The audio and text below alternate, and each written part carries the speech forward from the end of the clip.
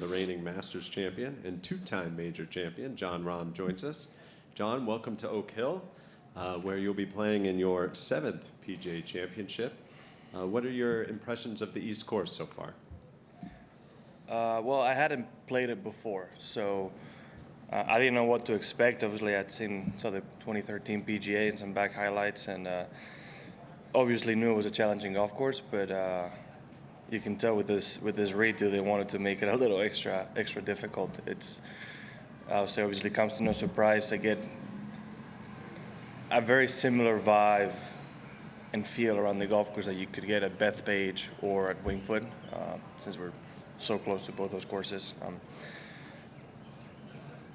Tough course, you know. It's whoever is setting up the golf course can have a lot of fun because there's a lot of opportunities on the holes with tee boxes and pit locations, so you can make this golf course as difficult as you want or not as accessible as you want, but obviously you can make a big difference in the scoring. So I would say whoever did the redo, has done a good job. It's challenging, but it's one of those where if you hit the shot you're supposed to hit, put it in the fairway, you know, go towards the center of the green, nothing crazy should be happening, right? But it's still challenging, so I like it. Fun golf course. Difficult, but fun.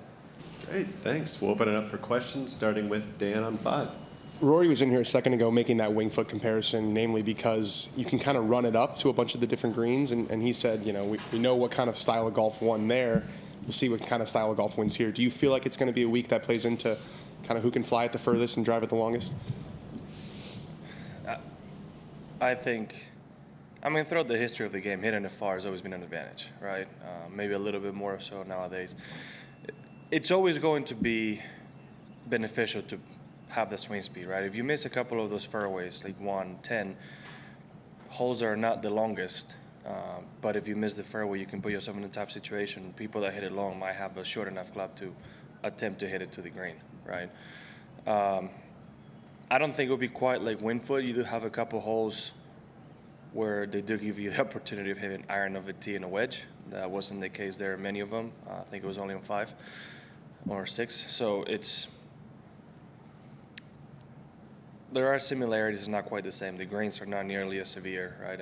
They are kind of square-ish for the most part. You do have an opening in the middle, but not in all of them. I think it will give you the opportunity, but man, if you don't hit it through that gap, that some of the holes is quite narrow. Those bunkers are no joke. You know, if it's never going to stay in the upslope, it always goes down to the flat, and it's always some severe slopes. You know, you're most likely going to be short-sighted. It's a tough golf course, but I do agree with what he meant in the sense of having a really good short game week, which is the same thing Phil and Bryson did at Winged Foot, will give you obviously a massive opportunity. Everybody will miss fairways, everybody will miss short greens. So if you can get those up and downs, obviously it's not only a confidence booster, but it's something that will keep the round going. Mike 1. Almost seems silly to ask because you're coming off such a strong run of golf, but how do you feel about your game and where's your confidence level right now? I'm confident. I feel good.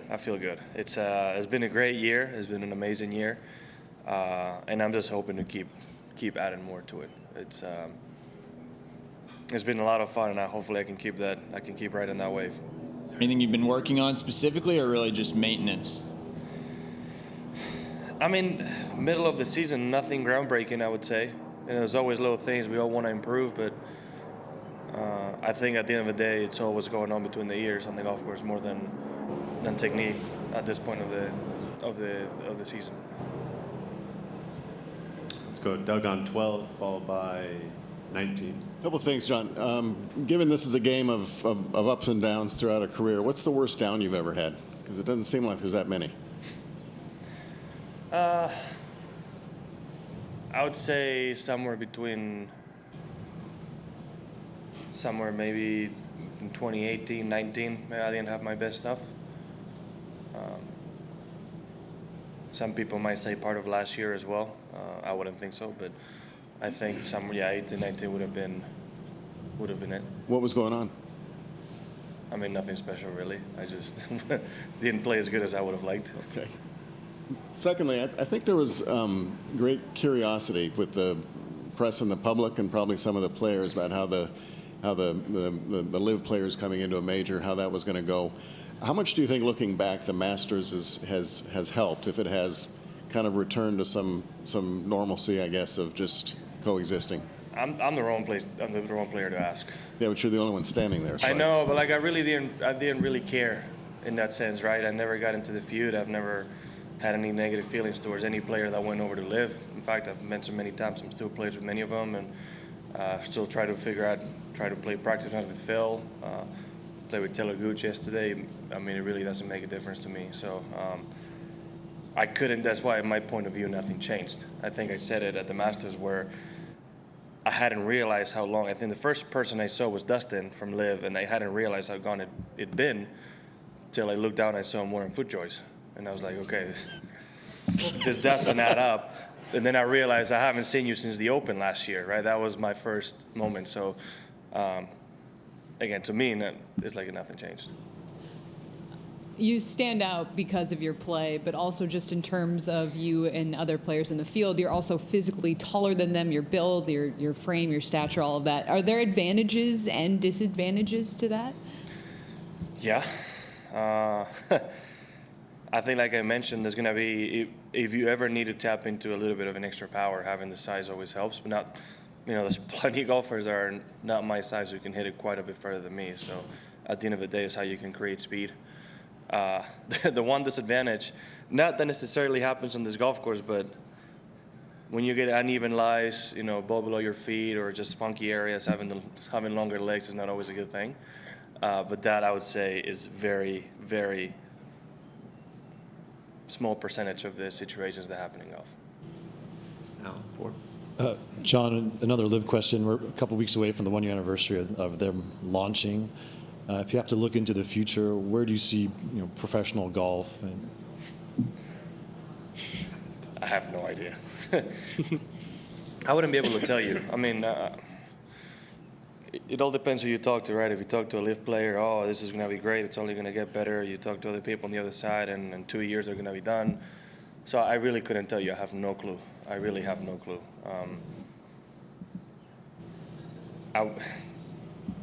I really don't know what to say. Obviously, they're trying the hardest to be a little bit different, and it could pay off or not. I really don't know.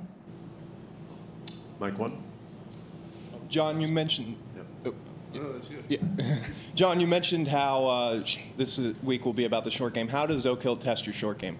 Oh, I said it could be. Obviously, the two guys that went at it till the end last year weren't the longest hitters. So obviously, ball striking could be very much a premium, right? But it's going to test you in the sense that, a couple things happen when you miss the green, right? Three that stand out, and it's obviously the obvious three. But you have those runoffs everywhere in a lot of the greens, right, where you can hit a really good shot that it basically goes 10 feet off the pin, and now next to it you have 30 yards with big slopes. Those fairways are very well manicured. They're fast. That's not the easiest shot to hit. Then you have the other side of the coin, right, where it's just thick rough where you depend a lot on the lie and a little bit of lack sometimes, and then some of those bunkers, right? There truly are some bunkers out there that sometimes you can rely on the sand to give you a little bit of advantage, but they're deep and they're tough and they're very well placed. So a little bit of it is not luck, but strategy, right? Knowing where you can miss and where you can't miss, because you can't be hitting great shots all day and land the ball less than 15 feet from the pin and give yourself absolutely no chance to get up and down, right? So it's a bit of everything that goes combined with it. When it comes to those runoffs, how do you account for all the different kinds of shots you can play from there? Well, it all depends on which one and where you are. Some of them won't even give you the chance to stay in the fairway, right? If you miss it right of 15, some of the spots we saw yesterday, it just goes all the way into at least that little first cut, which limits your possibilities. A couple of those, I think it was 14 and 15, 14 long, 15 right, the steep bank actually had a thicker, it was basically a semi rough, right? So that they take in the putter and the bump shot out of your hand for a reason, right? A couple others will give you an opportunity. Like if you miss it left of one, it's not the worst runoff. You can actually putt it. You can actually stay in the fairway unless it's it's going quite a bit left. There's a couple others like that. It's all circumstantial. There's so many possibilities. I would say for the most part, later on the week, if it doesn't rain, most of those balls just won't stay in fairway. They'll just keep on going to the rough, and that will be a really tough spot to be. Let's go to Mike 10, followed by 11. John, over here. You were talking earlier on, John, about riding the wave for the rest of the season, and Rory was in here earlier saying with the major schedule being really compacted, you could potentially, a player in good form could win 2 or 3, maybe even 4 majors. How excited does that make you for the prospects of going forward? Very. It doesn't happen often that a player wins more than 1 major in a year, so it'd be amazing to be able to join my name to that list. Right. Latest to do it that I can remember was Brooks, was it 2019? So before that, Rory in 2014. It just doesn't happen often. Sorry, Jordan 2015. So yeah, I mean, I would love to. Yeah. Hey, John, you're a student of the history of the game, and I'm curious, were you familiar of Walter Hagen, that he was born here, and his early contributions to the game of golf? Obviously, I'm familiar with Walter, but I don't know. Like, I usually get into tournaments and what tournaments they won and certain shots, but I think it was a little early for any cameras to be recording a lot of that. So I haven't seen much, and surprisingly, it's not really a name that jumps up to a lot of people when you talk about the history of the game, right? And I'll say a lot of people wouldn't even know if it wasn't for the legend of Bagger Vance. So probably my fault that I don't know as much as I don't know. I really don't know what he did. So I wish somebody could tell me at some point. A quick follow-up. Players often speak about patience during majors. Rory said it was going to take discipline this week. Mm-hmm. What one word would you say it's going to take? I agree with what Rory said. I think discipline's a really good way to describe what one needs this week. Great. Let's go to 15, followed by 1. John, talking about the history of the game, I'm sure you're pretty familiar with the number of people who have won the career Grand Slam. How big of a goal is that for you in your career? And now that you're halfway there, how much more do you think about it? Not that much more. Obviously, if I win a win this week or the Open Championship, it really becomes a true reality. But winning 2 majors is not easy, and picking which ones you win is a little ludicrous to think about. So I think, obviously, winning the Grand Slam would absolutely be amazing. But I think, without sounding too conceited or too arrogant, I would rather focus more on the number of majors you win than having the Grand Slam per se, right? Obviously, it would be amazing, but the more you put yourself in that position to be able to win majors, the more likely you might be to get it done, right? But it's a very small number of players to do it. Last one being Tiger, so it's obviously not an easy thing to accomplish. John, every player is different, obviously, but what do you think the keys are for avoiding a major letdown that's plagued some of the other players over the past decade? A major letdown? What do you mean by that? Like a hangover, like letting a Masters victory, for instance, carry over. I wouldn't know exactly, honestly. Obviously, it's a big deal when you get to win one. So try to enjoy it as much as possible, I would say. Because it's very easy nowadays, especially with how much golf we've had this season, to, like, once you finish, you kind of put your thoughts on pause to keep performing, right? So I think try to enjoy it and process it as fast as you can might be the best way. But at the end of the day, this is our job, right? So you're here to perform, so trying to focus on that as well. I wouldn't know exactly what to tell you, honestly. I guess there could be a feeling of content after you win a Masters. But you can't let that become the main thing, because you have 3 more majors during the year and the Players and the FedEx Cup and many things to accomplish afterwards, right? So a lot of it, I would say, is how goal-driven are you and how you assess your goals throughout the year. I can tell you of many possible thoughts. I just don't know which one would be best for who. Right. Mike, too? Both of you? A few weeks back, Giannis Antetokounmpo had this answer that went viral about not predicating success and failure strictly on the end result. How do you kind of define that dynamic of success and failure? And then has that changed at all given this run that you're on? No, I fully agree with what he said. In the world of sports, especially in basketball, you either win a championship or not, right? You can't define a good year by just, okay, you got bounced in the first round. I mean, you're talking about losing 4 games, right? On the grand scheme of things, it's a small number. So I really fully agree with what he's saying. You can't, especially in golf as well, just because you haven't won something doesn't mean it's been a terrible year. And that's kind of what I was saying last year, right? And it would be very similar to what Tiger might have said in '98 in the middle of swing changes. You can't declare a year as a success. You can't be improving in many parts of your game in certain aspects that might pay dividends down in the future, right? So just because you haven't accomplished something today doesn't mean it's going to pay off in the future. So yeah, I agree with that. I mean, it's especially in golf. I mean, Jesus, you don't win very often, right? So you got to focus on what the positive is each week, and you can call a lot of weeks a success that maybe public or media wouldn't think, but just because of what's going on internally.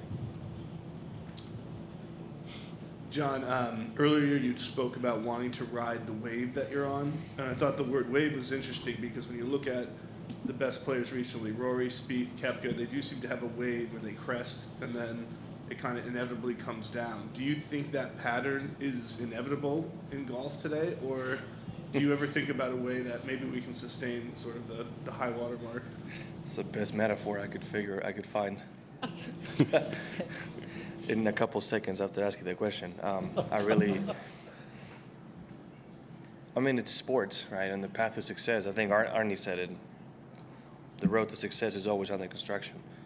It's not a linear, constant path of improvement, right? It's ups and downs. And it's not only in golf, that's just life, right? The next day is not always better than the previous one. It's just impossible to think that way. It's never going to happen. So you just got to deal with it. It's sports, right? I wouldn't know what to say. That's all I can tell you.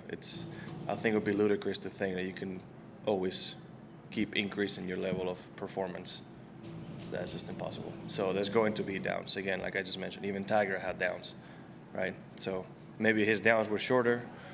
Maybe his downs were different in his mind, but everybody had them. It is part of sports. Now I'm hoping, I guess as a player, you got to hope that your low is not as low as others. That's all I can say. Let's get to a few more here for John. Doug, followed by Dan. Do you surf? No. Okay. When you mentioned looking at tape from 2013, I'm curious, do you find yourself going back at previous majors, whether it's Winged Foot, Kiowa, Southern Hills, before a major you hadn't been to watch video? And what was the one thing that stood out from what you saw of Oak Hill? Well, I've done it. I do it for pretty much every major. I just like it. And even if it's not major season, I'm doing it at home, right? You should surf. I've seen on social media about every Sunday round you can find about Augusta and most majors. For the most part, home majors will do like a 1 hour documentary of the entire tournament, right? I mean, you'll see a lot of, and it's not research, I just like it. I don't know, it's fun. I'm a golf fan as well, right? I'm a fan of all those players that are out there as well, so it's enjoyable. Now, what you've seen in 2013 might not be applicable to right now because it's a different golf course and it's a different time of year. When they played, it was very soft, and those fairways are not soft. It's playing very differently, right? The one thing I did see from Duffner is when he needed to, he relied on his wedges quite a bit. I think in the final round, I think it was 9 or 8, hit it on the trees, chipped out, gave himself a 10-footer, made the putt, and kept the round going, right? So, as well as maybe not always going for it, I think he laid up on 14 and trusted his wedges. He gave himself numbers, and even on that final round, he had about 3 or 4 tap-ins for birdie. And that usually doesn't happen, right? So again, I think that goes with what Rory said, just be determined, have discipline. A bit what Jack did, and I think it was in, where was it? In Balderstall, right? How he said every time he went in the rough, he was going to lay up. And on 18, he laid up, hit the 1 iron, and then made birdie, right? There's many ways to make a 4 or 3 or 5. It's just, you don't always have to go at it all the time. So I think there's always a lesson to learn in every one. John, do you think that staying above the fray, not really getting into the feud, as you mentioned, you've got to hold anything against anybody? Do you feel like that's helped your golf over the past year? I don't know. I just, like I said, some people are friends, and some of the players that win are friends, obviously, and it's not my place to judge what they do with their life, right? I can agree with it or not, but I'm not going to be judgmental in that sense. Obviously, there's some things in life, some values that I believe in that I might judge if you compromise, but is your choice, it's your career, it's your life, it's your family. You do whatever you want. So from that point of view, I'm nobody to tell them what to do. That's why I would never get emotionally invested on something like that. I mean, it's their life. I don't know what to say. It's just I've never thought about it that way. I guess the better question would probably be: do you feel like if you were more invested in it, that it would take something out of you, or not allow? Probably, yeah. I mean, I would say, if it was me, I could possibly be investing a little bit of time and energy onto a feud that's not necessarily player versus player, right? I don't have a personal issue with them, and there's no reason for me to make it. But yeah, I think it could take, it would. Over a year, yeah, I think it could take some energy out of you.